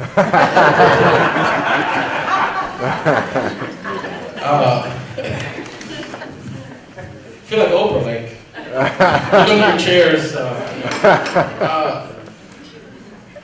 Every day, I get the pleasure to be the mayor of this great city. And, you know, mostly because of the people that live and work in here every day, we're very, very proud of the kids they're bringing up. You know, the way that they make the immigrant entrepreneurs that we have. But I also share this this thing with the mayor of Boston and some other representatives around Brighton, that I have this great company in my community. And so sometimes we have these discussions about things that are happening in and around the balance. And my language is a little bit more colorful with people because I say that, do you understand? They could go anywhere. They don't have to be here. Now, if they weren't the great corporate citizens that they are, maybe I wouldn't be that thrilled to champion for them, but the reality is that they are a great corporate citizen for us. And the number of people that work in their business, that own homes in Lawrence, that are active participants in our community, that are like kids in our school system is so intense, is that we, you know, we're so proud to have them. So to me, it's an honor to be here. We're about to talk a little bit about the balance and their role here in Lawrence. So, welcome. I know you've been here often, but I think people are generally interested in hearing what you have to say about how the balance is doing and what Lawrence's role is in that. Okay. Mayor, thank you very much, and I'll echo the comments that were made in all three panels that I saw earlier about how important it is to have a leader in Lawrence and a team that is pro-business and makes it easy to do business here. So, Mayor Rivera, thank you for that. Just as a quick background, we've been in Lawrence since 1978. The company is 110 years old. Last year, in 2016, was our 110th anniversary. We've been owned by Jim Davis and the Davis family since 1972. So we have very strong, very committed, very community-minded leadership that we have for a long time. So that, first thing, that makes it much easier to be the kind of corporate citizen that we are, and it's pretty deeply embedded in our culture. Lawrence is an important part of our overall operation. Just as a brief background, New Balance does business in about 120 countries. We manufacture shoes in 6 different countries. We manufacture apparel in about 35 different countries. And yet the heart of our manufacturing is still here in the United States. It's at our Boston facility and our Lawrence facility where really everything starts. We're a $4 billion company. We've doubled in the last 6-7 years, grown at about 15%, and while there's a lot of bigger players in our industry, the fact that a couple of them are very public, some people that sometimes don't realize how much we've grown over the last number of years. I think when Jim bought the company in '72, it was $100,000, and we made 30 pairs of shoes a day. So today, I did this math recently, we make about 350,000 pairs of shoes a day all over the world, and we're in a lot of other businesses now, apparel, smartwatches, things like that. But you know, again, I want to go back to what I said earlier. The fact that we are private, that we take a long-term view, that we not only do business in communities around the world, but if we do business in a community, we consider ourselves a full-fledged partner, and we invest in that. I know when I first joined the company about 9 years ago, I was on the board of an organization called Kaboom, and we built a playground here in Lawrence. And you know, it's that kind of permission that's allowed by ownership that lets us be the kind of corporate citizen we are. So, just to get right into it, I think that we talk a lot about, Abel and I, and people in the administration talk about how manufacturing has changed, and yet this concept of outsourcing has happened for such a long time. East Asia, places like that, where they're trying to get to the bottom line on the labor force. But we get a sense that we started having a discussion about the onshoring of jobs because the amount of cost for the labor is going up, quality is not going up with the cost of labor, and you know, no one's really waiting to, these smartphones have made us very impatient animals. We just want it right now, we want it today, we want it yesterday. If we can't get it on my phone, why can't I get it? So this idea that no one's really waiting to get that shipment from that slow boat from China, is that what you're sensing too? Can you give us a little sense of the kind of like the state of manufacturing in America, and especially? And I didn't wear my sneakers. We have a strong dress code at City Hall. That's the first thing. Yeah. We may have to do a Friday sneaker day if they're going to wear New Balance. But this idea of is this actually a phenomenon happening, and do you think that places like Lawrence can capture it? I think that the shoe policy is the first thing we've got to work on. You know, I think manufacturing is at a very interesting time, certainly in my business career, the span of that business career, and I think it's going to be driven by two things. First is 3D printing, really anything that's mold-based, that's kind of inherently long lead time, is going to change dramatically. We've been doing that over here in Lawrence for at least 5 years now. Nothing yet makes it clear that we can scale that up to manufacturing. It's being used for prototyping and that type of thing, but it's coming. And then the second is artificial intelligence and the role that's going to play in manufacturing.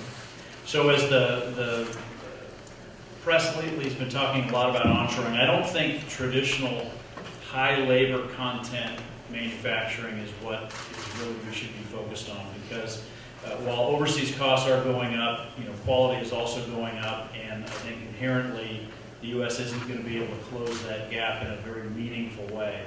Where we're going to need to excel is in leading the invention of the reinvention of modern manufacturing. What does it mean? And you know, we've got a lot of brain power in this country that can do some amazing things, and we've got to make sure that we're moving that along. I'm not going to go into detail, but just in the building across the street, we have a lot of investment going into future manufacturing methods, taking modern technology and applying it to what's historically been a pretty, very labor-intensive business. I know when I came into this business from traditional consumer products, I was stunned at how much handcrafted footwear is. This is a relatively simple conceptual business, but a very complicated manufacturing business. We've got 4 manufacturing leaders in our organization today. First, Rosemary, where you had your 36th anniversary yesterday, is that right?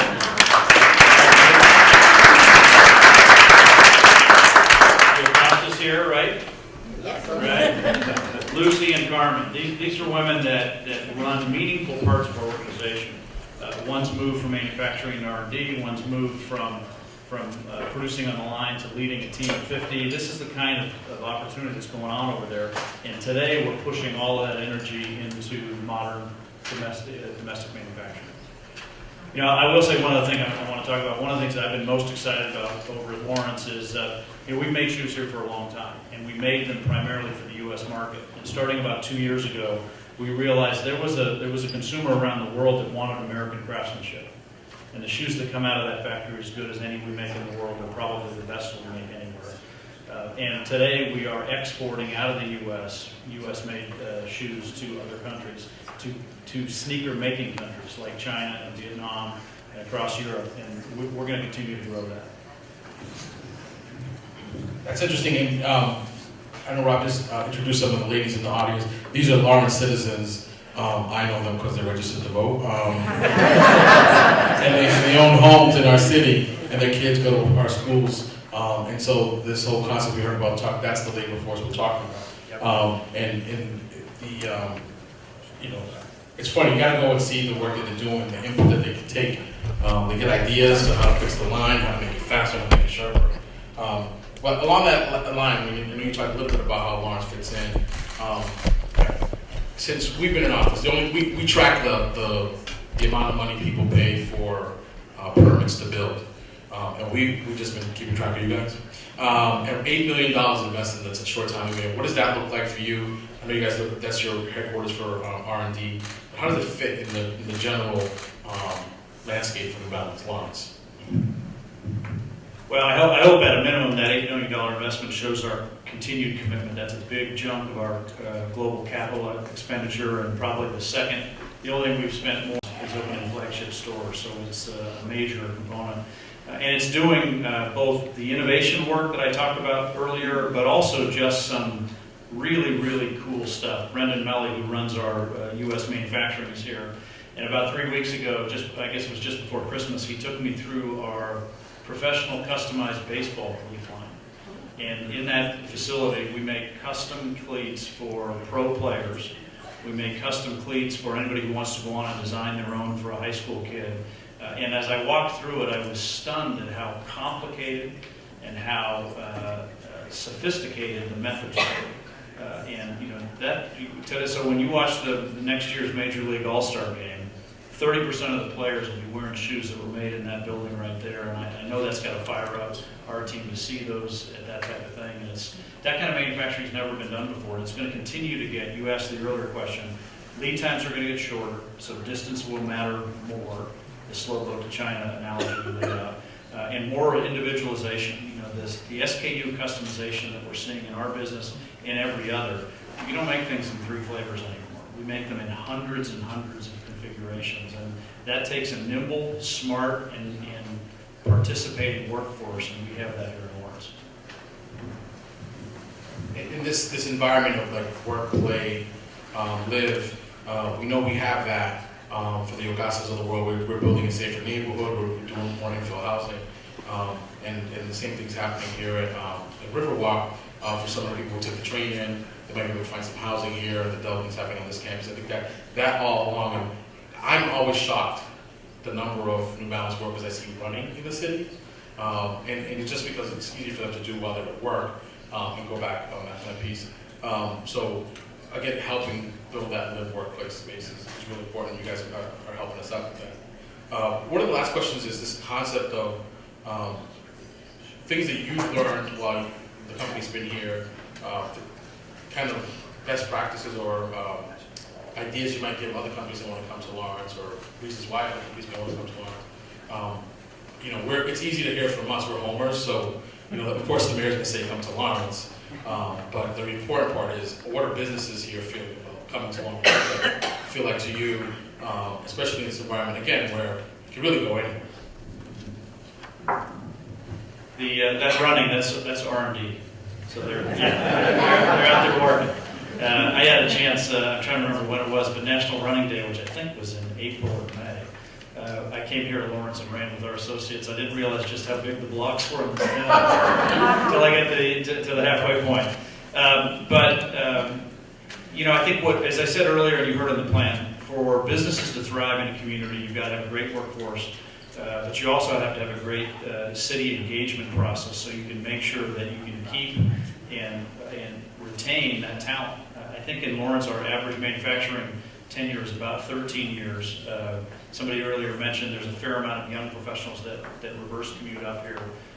And that recruiting process is getting better and better because of the success we're having. So that dynamic partnership with the city, making sure that the schools work, somebody earlier talked about transportation. I think that is a critical part of it. It is still a little bit tricky to get here, and we've got to make sure that we make that better. But we're having great retention. We've got people that are happy working here. They are reverse commuting and not doing the 128 Burlington thing, which is, I used to live on the North Shore for years. I commuted into downtown Boston, and I moved into town when my kids went on to college, and I've become so soft. 15 minutes of traffic and I'm pulling my hair out. But that's a big part of people's lives, and making sure they get there, they get good infrastructure, and they got a city that's going to help them keep those jobs there. I'm here listening loud and clear. I'm also the chair of the Merrimack Valley Regional Transit Authority. So the buses, and we have lots of conversations with the state partners about how you can make the train and the bus connection better. I will make a plug that for $5 you can park your car at the McGovern station and take the train into Boston. I take the bus into Boston, and that's $5 for parking and the transportation. I think they have it the reverse as well. If you park in the station and take the ride back in. We will have some time for questions. I could talk about this forever with you. It's one of those things for us. Such a pleasure to have you with us, so I want to make sure the folks that have questions in the audience will do. Sure. In the back. Thanks, Mayor. I just want to say, as a person who works at Lashes House, community nonprofit, how important your support is to Lashes House, not only from the company, from a funding perspective, but from employees who volunteer day in, week in, week out, not only for Lashes, but many other nonprofits in the community. We totally depend on the support of great friends like you, so thank you on behalf of thousands of people that you help, whose faces you'll never see. Thank you.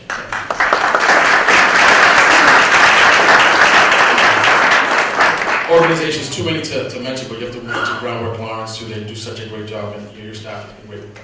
Anybody else have a question? Up front, go ahead. How is the internet affecting your business? You mentioned flagship stores. I talked about the change in the pace of manufacturing. I think the other thing that is the only thing changing faster is retail. And Mayor, you referenced the consumer. You've got the first generation of complete digital natives. They don't think these phones are that fancy. They've had them since they were 5 and 6 years old, and they expect what they want, when they want it, immediately, every time, regardless of the direction. So it has changed our company dramatically. When I joined 10 years ago, we had 6 factory outlets. They were all attached to factories, and we had no internet business. I mean, today more than 20% of our business is on a direct basis. We've built 4,000 stores globally. We've built e-commerce businesses in just about every country, and that train's not going to stop. Today's consumer is ambivalent completely to the channel, and they want the access. Sometimes they want to go into the store, other times they want it delivered overnight, and those expectations are only going to ramp up. So it really has changed our footprint dramatically. Independently of that, you've read about traditional wholesale retailers, Macy's, things like that. They're in a tough spot. I have a 28 and 25-year-old, and they just don't think about those channels as places. Retail used to be about access, get the product, whether it was cheap product or whether it was very selected product. That's not what it's about anymore. All that access is in your pocket. You got to provide something else at retail, and so it's changing that dramatically, and that is intertwined with e-commerce and owned retail. Anyone else? Panelists, anybody? Good. Well, we'll be around afterwards. I don't know how long, but just if you think of something that you want to ask. Anyone in the back? Okay. Think about something. We'll be around. Again, thank you so much for being here. Lawrence is a better place, a stronger place because you boy folks here. And anything that we can do to help you spread the word about that. It's funny because when you guys were building the facility over at Brighton, it was crazy here. People thought you guys, like, of course, why would you build this humongous place and then also have Lawrence? So it's really important that you're here to talk about that and how that fits in, and make people feel a little bit more secure about this stuff. It is a beautiful facility, and there's a track there too, I guess. I won't be using the track, but I want to go see. I gotta be honest. I wear the sneakers, but anyhow, so I just want to say thank you for doing that. Thank you for being here. And a round of applause for seeing you.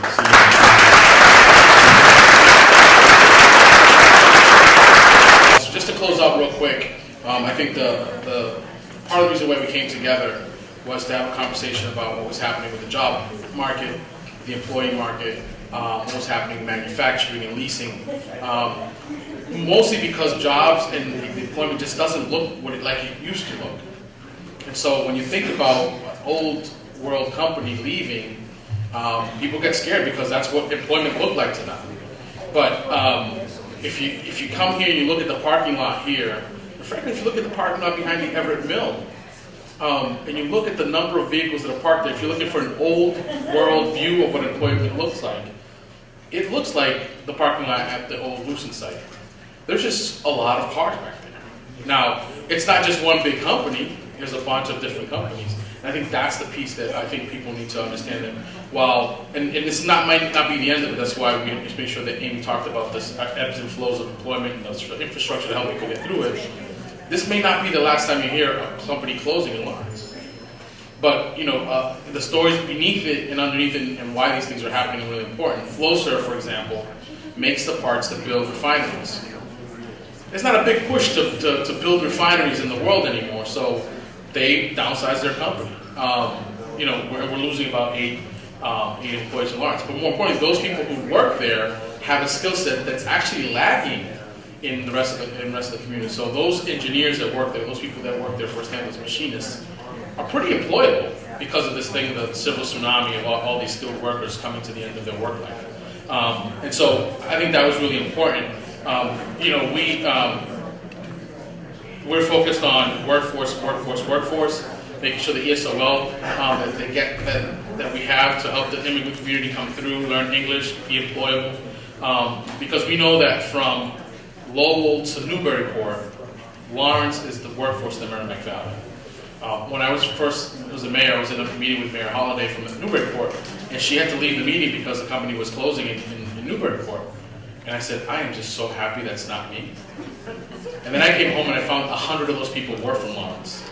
So I might as well have just been in Lawrence anyway because of that. So that this idea of Lawrence being the workforce of the Merrimack Valley, I think there's a good, we have to be very flexible as we try to bring folks into the community. But we also want to make sure that the whole Merrimack Valley is a place where business is coming to build because the work is there for our folks.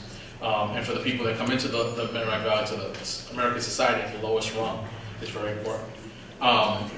We'll continue to do the thing that Gary called hitting singles versus the home runs.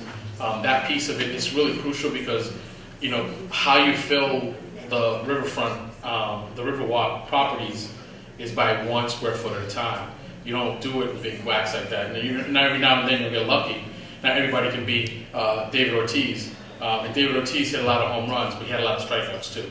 And so I think that's the piece of this concept. Just gotta get on base, move the run over. Get on base, move the run over. And that's really done a great deal for our city. And lastly, what helps everything, and everybody here can do this is like the crowd piece of it, lifting the Lawrence brand. As the residents, we do it all the time when we start talking bad about Lawrence, and we say, don't talk bad about Lawrence. But again, we're easy to talk, because we're homers, we're from here, we want that.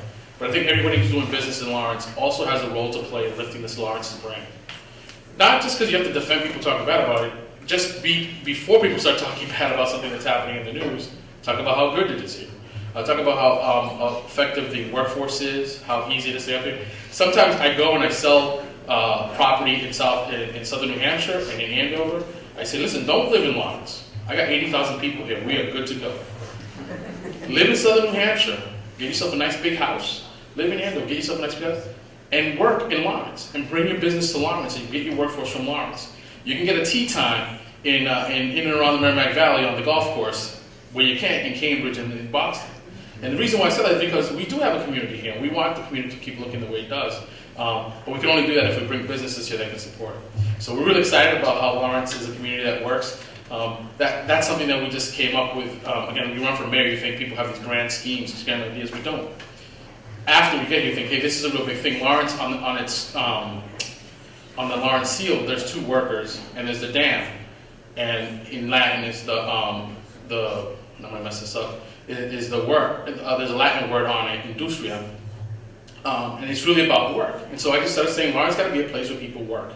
Because whether you're coming from Guatemala or the Dominican Republic or East Africa, you come into work so that you can go to school and you can find your way to the American society. And I think that the better we do that, build that infrastructure, the better the city will continue to be. So I'm excited about it. Earlier on, I was just not enough coffee. But I'm just so thrilled that New Balance will be here with us. And another great applause for Rob Nemancini, the CEO. Go have a lot with the chamber. Great job that they're doing with Joe.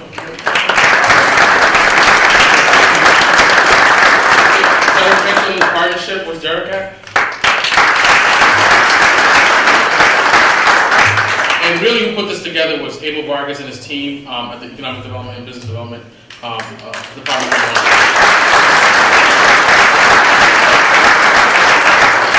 Thank you, and I hope we didn't go over too long and enjoy the rest of your day.